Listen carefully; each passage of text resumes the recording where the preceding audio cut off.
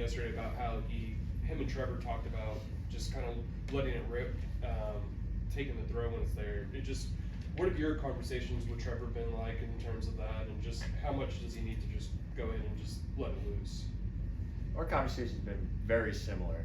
I think Liam and I and Trevor were all aligned in that he has all the ability in the world. He knows the system. He's got a lot of reps at it. He'll continue to improve as we get better, but we want to let him go out there and play fast, play free. And there are opportunities out there that we need to do a better job of probably creating those or giving him the mindset and the confidence and the understanding that he can play fast and play free in those opportunities. So look forward to the opportunity for him to do that this weekend, but absolutely have all the confidence in the world in him. So hope he feels the same to go out there and play fast and free, just like Coach said. What does it say about Jacoby that he was able to contribute the way he did just being here a couple of days? It's a testament to his work, his intelligence to be able to go out there and even line up. I don't think I'd be able to break the huddle if I tried to show up in a week and then go out there and play in a game. Really, really impressive for him to do that, to go out there and not only play, but to do it at a high level. Knew what he was doing, didn't have to ask guys all the time, where am I lining up, what am I doing, where am I trying to go, who am I blocking here. So super impressive from a mental standpoint, and then the physical standpoint too. I don't think people realize how tough it is to hop on a plane all of a sudden, you're moving in the middle of the night, and then you're doing a physical early in the morning, you're getting everything together, people are trying to take all your time, you're short on sleep, probably short on nutrition, and then you got to go out there and play in a totally foreign environment. So really impressive all around. Offensive line, how can you get more from those guys? There's a lot of things that go into it. I think as coaches, we always want to start with trying to evaluate how we can put them in better positions for success. And whether that's the protections that we're in, the run calls that we're in, the formations we're in, or how many times we're doing different things. How can we continue to find the things they do best and continue to do those in new or different ways, or ways that are designed to attack that defense that specific week. So we're always going to reflect on how we can build things for the offense, for those guys specifically, that put them in better situations. I think they played at a high level before, and we've seen it, and they played at high levels in times of those games, just like all the positions. I think every position during that game had points of the game where they wanted to improve or wish they had performed better, and had points of the game that they wish they could have back and do over again. And the O-line is no different.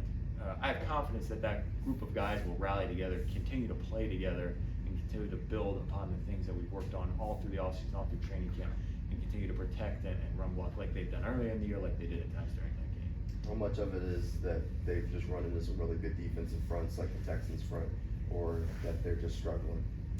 It's a mix of everything. I wish I could sit here and say it's this one thing, and if we just fix this one thing, this one pass set, or a cadence, or we stop doing this protection, that would solve all of our problems.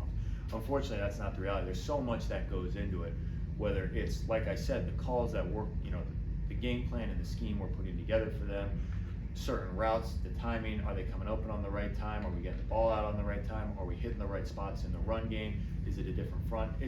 We played some great defenses, like you said. We embrace that challenge. We enjoy the opportunity to go against some of those top defenses, really some of the best fronts in the league we've had the opportunity to go against. So it's a great test for those guys, but it's something we got to embrace, not necessarily use as an excuse. Not to say that you were saying that it'd be an excuse, but certainly something we would embrace, but recognize, hey, we're playing the best of the best. We embrace that challenge, and we'll continue to go attack whoever they put across from us. Chargers defense, just in terms of what they bring to the table, how much of a challenge is that? It's a lot in a couple different ways. They do a great job with their scheme, very, very tied together with the rush and coverage, coordinated super well. You can tell those guys, when they're on the same page, they're playing at a really high level, and you've probably seen over the last couple weeks them continue to ascend, which makes it a great challenge for us. They've gotten guys back healthy, and the guys are really playing at a high level in that scheme within their roles. They've got guys at the first level, really good rushers, outside and inside, really. Linebackers playing at a high level, and then the defensive backs, they've had some turnover there, but the guys they've got in there now are playing at a really high level and coordinated really well in the back end. They provide some different looks that really the defenses we played earlier in the year haven't shown from a coverage standpoint, the way they play certain coverages, and really the way they even play certain fronts and run fits. That'll be different for us to go against that, but it's a great challenge, a new opportunity for the guys. Then third down, you're kind of going to say the same thing, different pressures, different blitz packages. So it's a unique defense to go against for the guys, and they do a really great job of executing it. If you can get Strange back this week, how much does it open things up? Strange is a huge part of our offense, and you see probably, unfortunately, it took his absence a little bit to really see how much he impacts opening things up, not just in the pass game. He's a great target for Trevor, and I think they seem to have a connection. When things break down, Trevor seems to find him. He's an explosive athlete, so even when he's looking to him first in the progression, you get matchup issues with Brent Strange matched up on linebackers or even safeties at times, because he can run away from guys. He's big, he's strong, he's physical. I mean, he wins running routes on corners sometimes, which is super impressive. But in the run game, it's a huge deal, all the different things he can do. So when you say open it up, he quite literally can open up defenses sometimes by coming across, splitting defenses, inserting in gaps, pulling around, and then at the point of attack, he can block defensive ends, bigger guys at times. So it really creates a lot of opportunities. When he's taking a defensive end, now you got another offensive lineman on a linebacker. So it creates mismatches for us. You know, having him is a huge part of our offense. How challenging has the turnover at wide receiver been this year? I mean, Parker popping up on the injury report, you already have given some reps to Austin Trammell, who got called up. You called up Tim Jones. Yeah. I mean, you traded for Tim Patrick middle of the season. You traded for Jacoby Myers middle of the season. How challenging is that, I guess, that rotation, that turnover been?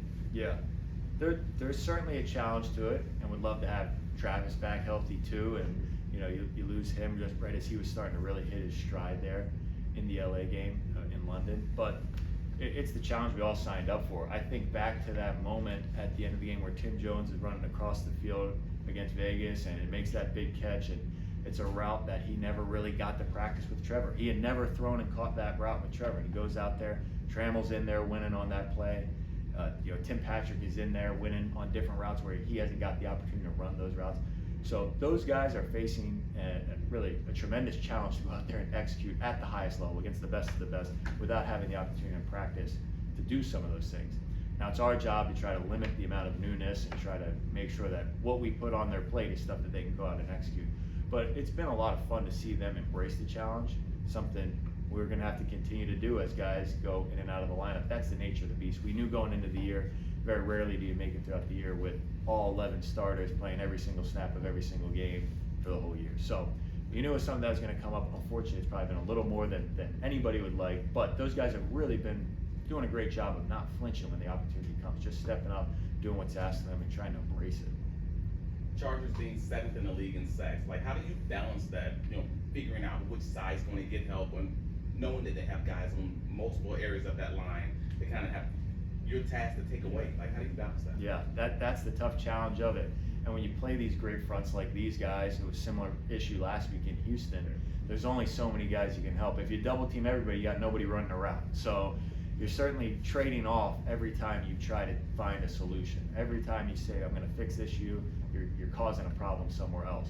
So it's a delicate balance of choosing those issues wisely and then trying to mix and match, helping a little bit here, a little bit there throughout the game, so they can't get a beat on, we're always helping this way, or we're always protecting this way, or we're always protecting a certain way, or we're always trying to set up formations and protections in a certain way. So you got to mix and match to keep them on their toes, but also mix and match to balance out the help as it's spread around. So that way guys have plays where they know, I've got help on this down. Unfortunately, there's going to be the flip side of that for those guys, where there's going to be a couple plays you say, all right, you're one-on-one, we need you here to come through in this moment. And that's the nature of the beast, and that's when those guys are really called to step up for the team and for the other 10 guys on the field. All right, you guys good? Yep. Awesome, guys.